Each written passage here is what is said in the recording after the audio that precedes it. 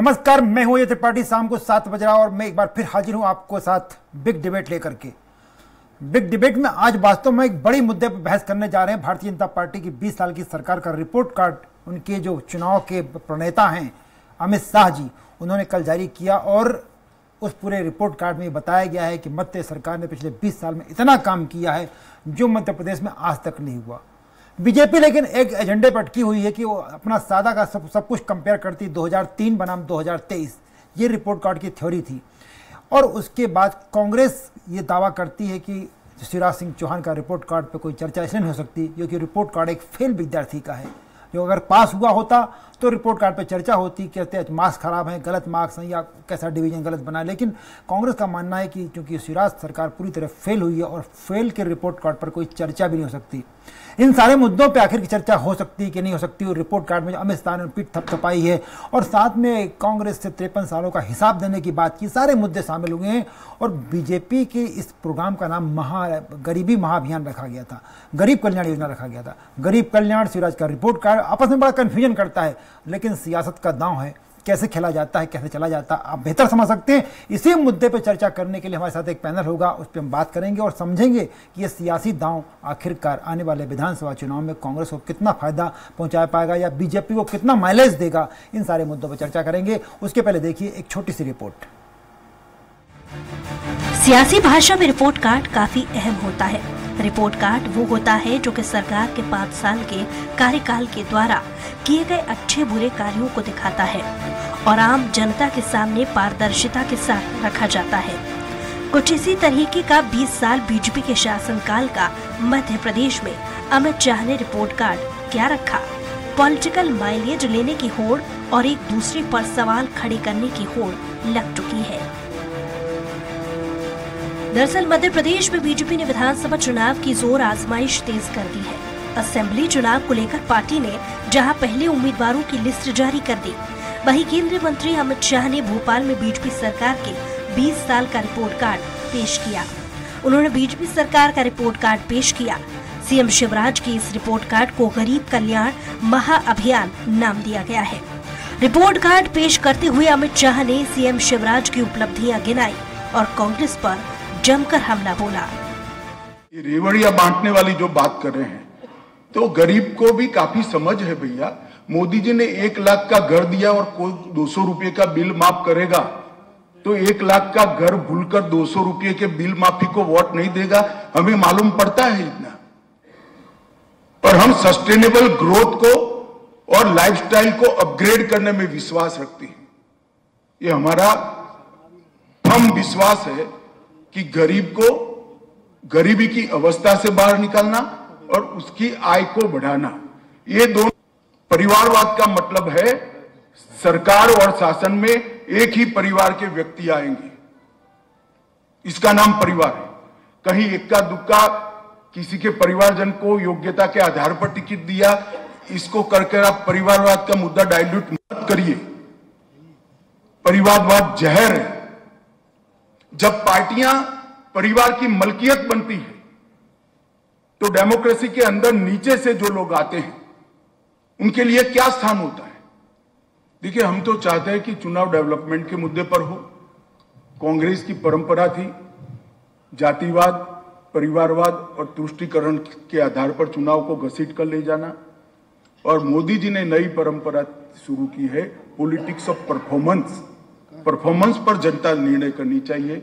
जरूर चाहेंगे कि चुनाव डेवलपमेंट के और गरीब कल्याण के मुद्दे पर हो। 29 में से हम 28 सीटें जीते और मैं विश्वास के साथ कह रहा हूं 1 सीट की कमी है। 2024 में भी वो 1 सीट की कमी भी मध्य प्रदेश की जनता हम पर कृपा कर पूरी कर देगी, इसका मुझे विश्वास है। हालांकि बीजेपी के इस रिपोर्ट कार्ड पर कांग्रेस ने पलटवार किया है। राज्यसभा सांसद विवेक तन्खा, तरुण भनोट और जीतू पटवारी ने पत्रकार वार्ता लेकर बीजेपी के रिपोर्ट कार्ड पर जमकर निशाना साधा। कांग्रेस ने कहा कि ये हैरानी की बात है कि प्रदेश सरकार का रिपोर्ट कार्ड केंद्रीय गृह मंत्री पेश करना पड़ रहा है। कांग्रेस के राज्यसभा सांसद विवेक तन्खा ने कहा कि मैं फर्स्ट डिवीजन से पास होने वाले छात्र के रिपोर्ट कार्ड पर तो चर्चा कर सकता हूँ, लेकिन जो फेल हो गया हो उसके रिपोर्ट कार्ड पर आखिर क्या चर्चा करना। हमने तय किया है कि प्रदेश के सभी जिलों में जाएंगे, महिलाओं से युवाओं से चर्चा की जाएगी। वहीं पूर्व मंत्री जीतू पटवारी ने कहा कि केंद्रीय गृह मंत्री अमित शाह को रिपोर्ट कार्ड प्रस्तुत करते समय ये भी बताना था कि मध्य प्रदेश में आखिर 1 करोड़ बेरोजगारों का जिम्मेदार कौन है। आखिर प्रदेश में महिलाओं, बच्चियों और आदिवासियों पर अपराध के मामले में देश में शीर्ष राज्यों में क्यों शामिल है और इसके जिम्मेदार कौन है। जब भी किसी को एक्सटेंशन मिलता है तो उसके पीछे राजनीति, नहीं तो किसी भी कार्य में बहुत सारे सेक्शन ऑफिसर्स होते हैं और कायदे से जो सेक्शन ऑफिसर्स का पूल है उनमें से एक को आपको चीफ सेक्रेटरी बना देना चाहिए। सिस्टम तो यही है। जब आपको अपने पावर का मिसयूज कराना है, उनके पावर का मिसयूज कराना है, तो आप उनको एक्सटेंशन देते हो। और इसके बाद अगली बार मैं खुलासा करूंगा कि इस केस में कितने लोगों को किस प्रकार से एक्सटेंशन। दो बातें बहुत महत्वपूर्ण की अपनी शुरुआत में। उन्होंने कहा कि हम एक जवाबदेही राजनीतिक दल है, जवाबदेह राजनीतिक दल है और अपनी जिम्मेवारी को समझते हैं, इसलिए अपना रिपोर्ट कार्ड पेश कर रहे हैं। बिल्कुल सही है। उन्होंने अपनी जिम्मेवारी को समझते हुए जब उनसे प्रश्न किया गया कि क्या शिवराज जी की लीडरशिप कायम रहेगी, पत्रकार ने, मीडिया ने उनसे जब ये पूछा तो उन्होंने कहा ये हमारी पार्टी का मामला, इसमें आपको पढ़ने की आवश्यकता क्या है, ये हम तय करेंगे कि चुनाव के बाद क्या होगा और चुनाव के पहले क्या होगा। बहरहाल इस वक्त भले ही मौसम सुहावना हो, लेकिन सियासी पारा गर्म है। दोनों ही दलों में बात विवाद के हालात बने हुए हैं। एक दूसरे से आगे निकलने की होड़ बढ़ती जा रही है। ऐसे में देखने वाली बात ये होगी कि अमित शाह के द्वारा बताए गए रिपोर्ट कार्ड का असर आम जनता पर कितना असर पड़ता है और विपक्ष इस रिपोर्ट कार्ड की खामियां बताकर जनता को कितने घेर पाने में सफल होता है। सलमान खान, स्वराज एक्सप्रेस, भोपाल। स्वाभाविक रूप से रिपोर्ट कार्ड ऐसे समय पाया जब मध्य प्रदेश में लगातार पानी बरस रहा है, मौसम बड़ा सुहावना है और थोड़ी सी मौसम में हल्की सी ठंडक है। लेकिन रिपोर्ट कार्ड ने जो बीजेपी के रिपोर्ट कार्ड ने, बीजेपी के रिपोर्ट कार्ड के तुरंत बाद बीजेपी की वर्किंग कमेटी, इन सारे मुद्दों ने मध्य की सियासत को गरमा दिया है। कांग्रेस को भी सजग कर दिया कि आप भी आइए और फ्रंट फुट पे खेलिए। मैच शुरू हो गया है ऐसा लगना चाहिए, जो कि अभी तक नहीं लग रहा था। लेकिन कांग्रेस की बजाय बीजेपी 2 कदम आगे चल रही। अभी भी ये माना जा रहा है पहले 39 सीटों पर प्रत्याशियों की घोषणा, उसके बाद रिपोर्ट कार्ड जारी कर देना और उसके बाद पार्टी की संगठनात्मक दृष्टि से बात की जाए तो एक वर्किंग कमेटी कर लेना। इन सारे मुद्दों पर चर्चा की जाए तो लगता है कि कांग्रेस से बीजेपी 2 कदम आगे कांग्रेस से काउंटर कर रही है। लेकिन इस सारी गर्माहट का 2003 का जो 2000 विधानसभा का जो चुनाव होने जा रहा है अभी 2023 का, तब तक कितना असर पड़ेगा? क्योंकि डॉक्टर गोविंद सिंह जो नेता प्रतिपक्ष हैं उन्होंने चुनाव आयोग को चिट्ठी लिख दी और कहा है कि ये घोषणाएं हो रही हैं प्रलोभन है। इन सारे मुद्दों को प्रलोभन माना है उन्होंने कि जिस तरह की घोषणाएं सरकार कर रही है तमाम युवाओं के लिए, बेरोजगारों के लिए, इन सबको उन्होंने एक प्रलोभन कहा और चुनाव आयोग पर रोक लगाने की मांग की है। कांग्रेस का एजेंडा ये है या नहीं, ये कांग्रेस को कितना नुकसान पहुंच सकता है, इन सारे मुद्दों पर चर्चा करेंगे। मेरे साथ 3 खास मेहमान हैं और भारतीय जनता पार्टी के कैबिनेट मंत्री का दर्जा प्राप्त हमारे प्रिय साथी और सन्नबर पटेल जी, जो बड़ी मासूमियत के साथ बात करते हैं और जब जवाब देते हैं तो लगता है कि बहुत पढ़ लिख कर आए हैं, और अभिनव बरेलिया, कांग्रेस की वो हरावल दस्ता मैं कह सकता हूं अभिनव, जिसमें कि बड़ी दमदारी से बैटिंग करना है, जो होगा देखा जाएगा, तेज बैटिंग वाले ऐसे प्रवक्ता अभिनव जी। और इस जैसे आजकल जो रिपोर्ट कार्ड अमित शाह जी ने दिया, इस जैसे करीब 25 रिपोर्ट कार्ड देख चुके हमारे वरिष्ठ साथी अवधेश भार्गव जी, वरिष्ठ पत्रकार, तीनों मेहमानों को बहुत बहुत स्वागत है। सबसे पहले सन्नवर भाई आप ही के पास आता हूँ, आप बहुत तेज चल रहे हैं। पहले 39 सीटों पे पार्टी ने प्रत्याशी डिक्लेयर कर दिए, उसके बाद आपने रिपोर्ट कार्ड भी जारी कर दिया, संगठन की दृष्टि से चलें तो आपने कार्य समिति की बैठक भी कर डाली, सब कुछ हो गया। इंतजार किस बात का है कि थोड़ा जल्दबाजी है क्या? देखिए अजय जी, सवाल ये है कि जब कोई राजनीतिक दल समाज क्षेत्र में काम करता है तो उसको सजग रहना चाहिए, उसको सक्रिय रहना चाहिए, उसको चैतन्य रहना चाहिए। और भारतीय जनता पार्टी 24 घंटे 365 दिन सक्रिय मोड में होती है, जनता की सेवा करने के रोल में होती है जी। तो जब जो जनता की सेवा करेगा, जो जनता की सेवा के साथ साथ प्रदेश को समृद्धशाली बनाएगा, जो मध्य प्रदेश को आत्मनिर्भर बनाने की ओर अग्रसर है जी, वो अपना रिपोर्ट कार्ड भी पेश करेगा और जिसने काम किया है वही दिखाएगा जी। जिसने काम नहीं किया वो कैसे दिखाएगा?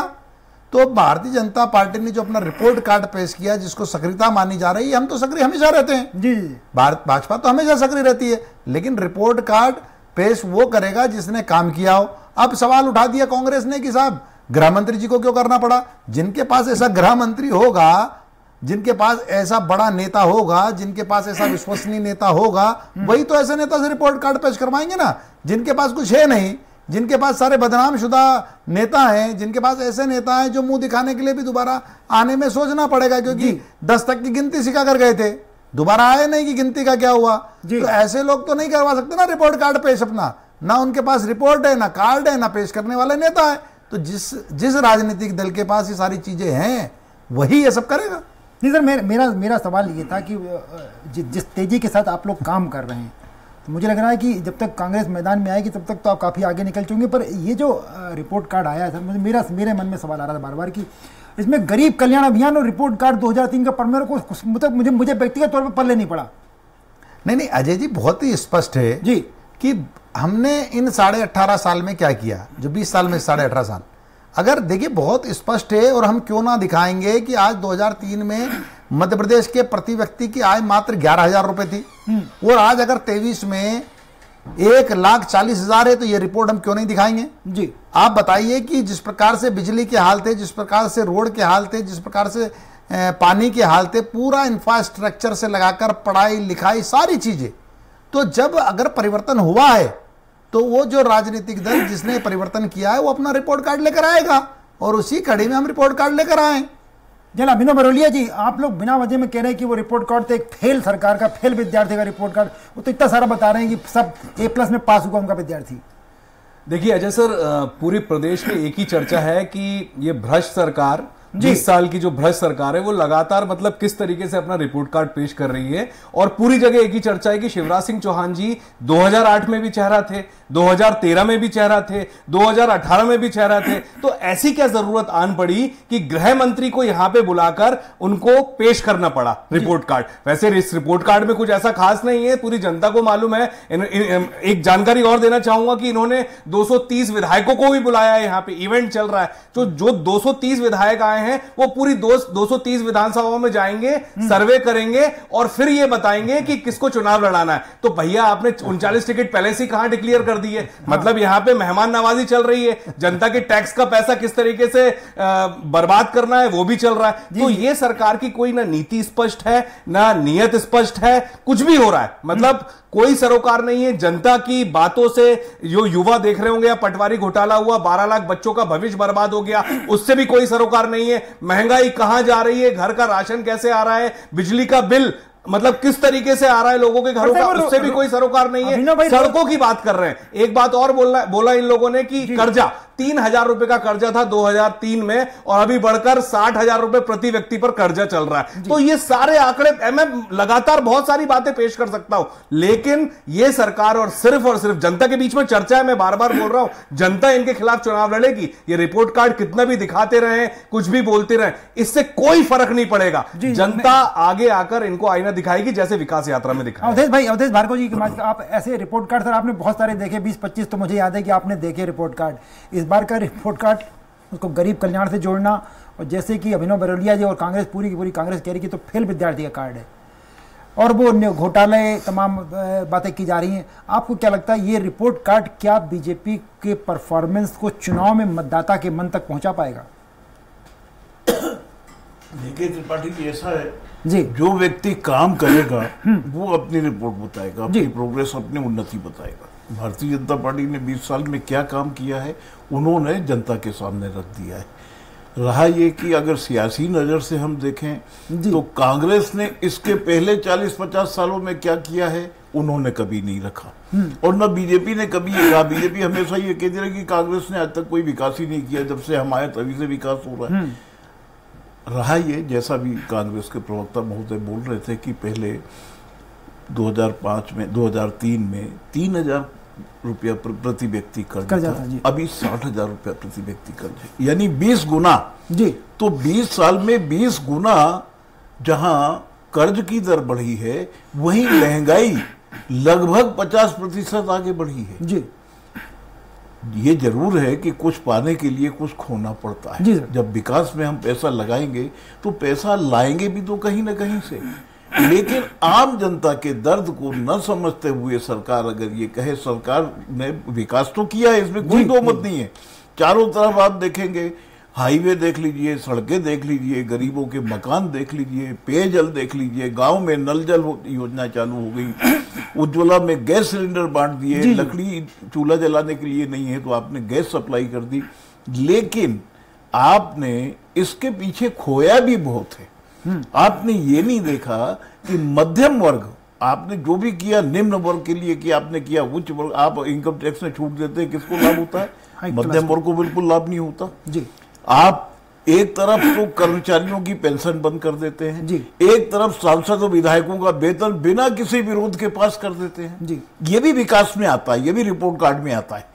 तो सबसे बड़ी चीज ये है कि जनहितैषी योजनाएं तो आपने लागू की हैं, लेकिन ठीक उसी तरह जिस तरह अगर बच्चे को घाव हो जाए या फोड़ा हो जाए तो माँ उसमें चीरा लगवाती है, ये जानते हुए कि इसको दर्द होगा, लेकिन वो जानती है ठीक हो जाएगा। तो आपने ऐसा इंजेक्शन दिया है, आपने महंगाई की तरफ ध्यान नहीं दिया, आपने रिपोर्ट कार्ड में ये नहीं बताया कि पहले इतना कर्जा था अब इतना हो गया है, आपने ये नहीं बताया कि पहले महंगाई दर ये थी अब इतनी हो गई है। आप जीडीपी बता रहे हैं, लेकिन जीडीपी में आप देखें, आपने युवाओं को लोन दिया, इंडस्ट्रियां चालू करवाई, लेकिन उनका प्रोडक्शन क्या बाहर आया? उनके प्रोडक्शन की मार्केटिंग हुई? आपको ये भी मॉनिटरिंग करना चाहिए कि वो जो प्रोडक्ट पैदा करते हैं उसकी मॉनिटरिंग का जिम्मा सरकार ले, जिससे कि वो कर्ज भी नहीं जाए। वरना आप जानते हैं कि कर्ज लेने के बाद वो हनुमान की पूंछ की तरह बढ़ता रहता है, कभी घटता नहीं है। दूसरी बात ये कि आप ये देखें कि किसी भी सरकार में जी कभी भी किसी गरीब को, आप मुख्यमंत्री सहायता योजना ले लें, मैं सरवर भाई बैठे हैं, ये सरकार तक बात पहुंचाएंगे, वहां पर जो अधिकारी बैठे हैं, आपने पैनल बना रखा है अस्पतालों का, मैं विकास की दर बता रहा हूं, आपने कहा हम 2 लाख तक इलाज के लिए मुख्यमंत्री सहायता योजना से देते हैं, लेकिन वहां पर पहले उन अस्पतालों में फोन करके आप कंफर्म करते हैं कि मरीज भर्ती है कि नहीं, और वहां जो विंग है आप पूरा रिकॉर्ड निकलवा लीजिए, हफ्ते भर के पहले कभी नहीं किया जाता और कोई भी अस्पताल 3-4 दिन से ज्यादा भर्ती नहीं रखता, इसलिए उन्हीं को मिलता है जिनको कि वो अधिकारी चाहते हैं। आपने कभी इसकी मॉनिटरिंग नहीं की। विधानसभा में विधायकों ने सवाल उठाया, चाहे पक्ष का हो या विपक्ष का हो, अगर विपक्ष का विधायक किसी की सिफारिश करता है मतलब वो गरीब है, वो उपचार नहीं करा सकता, इसलिए उसको सहायता चाहिए, उनको नहीं दी जाती। पक्ष के विधायक कहते हैं उनको दे दी जाती है। तो कुल मिलाकर के आपके अंदर मॉनिटरिंग करने की क्षमता नहीं बची है। वो जो कह दिया कि अपने अंदर वो ऊर्जा उत्पन्न करे कि किसी भी योजना को किस तरह लागू हो रही, किस तरह चल रही है, आप वो देखें। वही सवाल कि गरीब को भी आपने आइडेंटिफाई कर लिया कि भाजपा वाला गरीब। सनोर भाई, क्या जो बात कह रहे हैं अवधेश भैया कि आपने गरीब में भी जस्टिफाई कर दिया कि इस गरीब का फायदा करना गरीब, क्योंकि आपने तो पूरे रिपोर्ट कार्ड का नाम ही गरीब पे रखा है, ऐसा क्यों? देखिए अजय जी बहुत ही वरिष्ठ हैं हमारे वो, और उनका अपना नजरिया हो सकता है। अवधेश जी को हम उनकी बात को हम डिनाई नहीं करेंगे कि वो उन्होंने ऐसा क्यों बोला, लेकिन उनका अपना नजरिया हो सकता है। लेकिन भारतीय जनता पार्टी की जो सरकार है, उस सरकार ने सबको साथ लेकर काम करने का प्रयास किया है। अब देखिए, मैं उदाहरण देता हूँ आपको हमारी लाडली बहनों का। आज जब लाडली बहनें जिनको 1000 रुपए की किस्त मिली, तो आपको आश्चर्य होगा कि मध्य प्रदेश में 6.5% हमारे अल्पसंख्यक भाई निवास करते हैं, और जब लाडली बहनों की लिस्ट आई तो 18% के आसपास हमारी अल्पसंख्यक बहनों को लाडली बहना के रूप में मदद मिली। तो अभी ये किसको आइडेंटिफाई किया? कोई ऐसी योजना नहीं है जिसमें भारतीय जनता पार्टी ने किसी को चुनकर और उसका लाभ दिया हो। सर, ये तो स्थायी आरोप आपके ऊपर है कि चीन के आप काम करते हैं। मैं इसीलिए आपके सामने है, हाथ कंगन को आरजी क्या और पढ़े लिखे को फारजी क्या, आंकड़े आपके सामने, वस्तुस्थिति आपके सामने। अब हमारे विद्वान साथी जो कांग्रेस के साथी आज की डिबेट में हमारे बैठे, उन्होंने कहा कि साहब 230 विधायक आ गए। अरे साहब, ये भारतीय जनता पार्टी। तो मेरा जायज जवाब लीजिए, जवाब लीजिए, जवाब लीजिए, अरे जवाब ले लीजिए, जवाब ले लीजिए ना। मैं आप ही पर तो आ रहा हूँ, आपका जवाब देने आ रहा हूँ। तो अब देखिए, भारतीय जनता पार्टी जिसकी अपनी कार्य पद्धति है, जी, जो संगठन आधारित पार्टी है। ये भारतीय जनता पार्टी में ही संभव है कि 230 विधायक अन्य राज्यों के मध्य प्रदेश में जो आए हैं, जो मध्य प्रदेश में आए हैं वो 4 राज्यों के, मध्य प्रदेश में 4 राज्यों के विधायक आए, उत्तर प्रदेश से आए, बिहार से आए, गुजरात से आए। अब ये क्यों आए? ये संगठन का भाव है। और अब आप ये देखिए, उन्होंने कहा इनसे सर्वे करवाएंगे, उन पर पैसा खर्च करेंगे। अब देखिए, अगर सर्वे उनसे करवाना होता तो आपका प्रश्न ही विरोधाभासी है। तो बताइए 39 सीटें डिक्लेयर कैसे कर दें? अरे जब सर्वे के पहले ही होती क्या सीटें? तो ये विरोधाभासी आपका सवाल है। रही बात, आपने कहा कि विकास के ऊपर और रोडों के ऊपर बात करिए, आप लोग टिकट बदलेंगे भाई। अरे भाई, किसने कहा कि सर्वे करने आए? जब उन सीटें पहले डिक्लेयर हो गई, बोल रहे हैं सीटें पहले डिक्लेयर होती है, सर्वे पहले होता है। अरे आप कैसी बात, सर्वे पहले होता है, खुद ही बोल रहे हैं। अरे लोग की सर्वे करेंगे, वहां पे देखेंगे। कौन कह रहा है आपको? हालत है हमारी आपके कान में आकर कौन कह रहा है? आप नहीं समझ पाएंगे। अरे आप नहीं समझ पाएंगे, भारतीय जनता पार्टी को नहीं समझ पाएंगे। चिल्लाना मुझे भी, अरे आप नहीं समझ पाएंगे। अरे आप कंफ्यूज हैं, समझ पाएंगे। हमारे जो कर रहे हैं वो कर रहे हैं, आप नहीं समझ हमारे साथ तो जनता है, जनता के साथ चुनाव लड़ रहे हैं। कांग्रेस नहीं समझ पाएगी जनता के साथ। ये भ्रष्ट और घोटाले 50% कमीशन की सरकार से हमें कैसे लड़ना है, हमें आता है। ये हमें आता है। ये कमीशन खोर सरकार से लड़ना हमें आता है। ये भ्रष्ट सरकार से लड़ना आता है हमको। दलाली का ये ऐसा कुछ नहीं होगा। ये दलाली भ्रष्टाचार 50% दलाली का अड्डा वल्लभ भवन कब? फिर हम बोल तो रहे ना, कार्रवाई करी क्या आपने किसी पर 15 महीने में? मैं अभिनव, अरे साहब 200 करोड़ रुपया, 218 करोड़। अरे हर जो अभी सड़कों की बात कर रहे हो उसमें तक खा गए, बच्चों का पोषण आहार खा गए। कमलनाथ अभिनव भाई, पोषण आहार खा गए, मिलाता नहीं मिलाता? बच्चों के 12 लाख बच्चों का दिया। मेरा मशीन कम पड़ गई। एक मिनट समर भाई, पैसा नकद मिला, बना दी अभिनव भाई, मुद्दा एक, ये तो पॉलिटिकल इशू पे चले जा रहे हैं हम लोग। मुद्दा वही था कि जिस तरह के उन्होंने कंपेयर कर लिया, आप लोग काउंटर क्यों नहीं कर रहे हैं कि भैया जो अवधेश भाई कह रहे थे कि क्या विकास 2003 से शुरू हुआ, उसके पहले कुछ नहीं था मध्य प्रदेश में। इस मुद्दे को लेकर कांग्रेस आगे क्यों नहीं आती? मैं वही बता रहा हूं, ये लोग लगातार कहते हैं 55 साल की बात करते हैं। अरे आज आप जो इंफ्रास्ट्रक्चर देख रहे हो देश में, IIT आए, मध्य प्रदेश में क्या आ गया मुझे बताइए? एक इंडस्ट्री आई हो मंडी द्वीप में जो है, और इंडस्ट्रियल एरिया है पीतमपुर, इसके अलावा कुछ आया? भोपाल में IT पार्क 20 साल पहले बात करी थी IT पार्क की, आज तक IT पार्क आया क्या? यहां पर सिर्फ दावे हैं IT पार्क आएगा, हमेशा आप देखिए भोपाल में IT पार्क कहां बन गया, कौन आ गया, कौन सा रोजगार मिल गया? यही है खोखले दावे इनके। ऐसे बहुत एग्जांपल है, लगातार सड़कों की बात करते हैं। हाईवे का उद्घाटन मोदी जी ने किया था यहां पर, बुंदेलखंड एक्सप्रेसवे का, टूट के बिखर गया 600 करोड़ का। डैम बनाए 6 महीने में टूट गए। महाकाल सप्त ऋषियों की मूर्तियां, ऐसे कैसे हो रहा है भैया? ये जो हमारे बनाए हुए डैम जो 55 साल 70 साल से चल रहे हैं वो तो नहीं टूटे आज तक। भाखड़ा नंगल से लेकर यहां तक सड़कें, इतने लंबे लंबे हाईवे बनाए आज तक, वो तो टूटे नहीं, बिखरे नहीं। उनपे तो मरम्मत हो जाती है 3-3, 4-4 साल में। ये क्यों टूट के बिखर रहे हैं? क्योंकि घोटाले हैं। 50% लेटर देख रहे हैं ना, वायरल हो रहे हैं, तब से बौखलाए हुए हैं। लेटर वायरल हो रहे हैं, ठेकेदारों के लेटर वायरल हो रहे हैं, लोगों के, जनता के। एक शॉर्ट में थोड़ा सा जवाब समर भाई का, फिर उसके बाद अवधेश भाई का। देखिए क्यों अभय जी, जब आपने पूछा कि क्या आप 55 साल का रिपोर्ट कार्ड बता पाएंगे, तो क्यों हमारे विद्वान साथी नहीं बता पाए? कौन? मैं बोल तो रहा हूं आपके सामने। मैं जवाब दे देता हूं, प्लीज। इसलिए नहीं बता पाए कि 55 सालों में मध्य प्रदेश में मात्र 40,000 किलोमीटर सड़कें बनी थी, गांव के भी जोड़कर, और आज 5,11,000 किलोमीटर। इस प्रदेश की जनता खुशी से अपना जीवन जीती थी, आज परिवार के परिवार आत्महत्या कर रहे हैं। और आगे सुन लीजिए, ये दिया है 20 साल में आप लोग। बिजली पूरे 55 साल में ये 5,000 मेगावाट बिजली का उत्पादन कर पाए थे, आज 29,000 मेगावाट बिजली। छोटे छोटे घरों का 5-5 हजार बिल आ रहा है, इसलिए ये नहीं बता पा रहे हैं। ये है आपका उत्पादन बिजली। पानी का भी सुन लीजिए, एक मौका दे दीजिए। तो पानी जो है जी, ये खेतों तक पहुंचा पाए थे मात्र 6 लाख हेक्टेयर जी कृषि भूमि पर। तभी डैम बना के फूट रहे हैं वो। पारम डैम एग्जांपल है, और ऐसे कई डैम है, 11 बांध बनाए, और आज उसमें से 7 ढह गए बुंदेलखंड में। बुंदेलखंड पैकेज की 11 में से 7 ढह गए, और आज 45 लाख हेक्टेयर कृषि भूमि पर हमारी सिंचित हो रही है। आज तीसरी खेती हो रही है हमारी 5 लाख हेक्टेयर पर। तभी लगातार किसान आत्महत्या में नंबर 1 है मध्य अरे प्रदेश। सुन तो लो भाई, लगातार आत्महत्या कर रहे हैं किसान। अरे सुन लीजिए, अभिनव, अब देखिए, एक बार नहीं, 2 बार नहीं, 7 बार हमारे किसानों ने कृषि कर्मण अवार्ड जीता है, पंजाब जैसे कृषि प्रधान प्रांत को पछाड़कर जी। अब इनके कहने से नहीं होता है। अब देखिए, इस वर्ष जो निर्यात गेहूं हुआ है वो हम 45% हमारा हिस्सा है मध्य प्रदेश का। 40%। अब बताइए, ये आंकड़े हैं जी, ये हमारे सामने हैं। जिन बातों पर गौरवान्वित होने की जरूरत है कांग्रेस को भी मध्य प्रदेश पर, और जिन पे गौरवान्वित होने की शर्म आती है जी। मैं थोड़ा सा अवधेश भाई के पास, अब बिल्कुल समय थोड़ा खत्म हो रहा है। अवधेश भाई, जिस तरह की बातें हमने की, बार बार वो बीजेपी तो अटक जाती, बीजेपी की सुई के साथ 2003 तक कुछ नहीं था।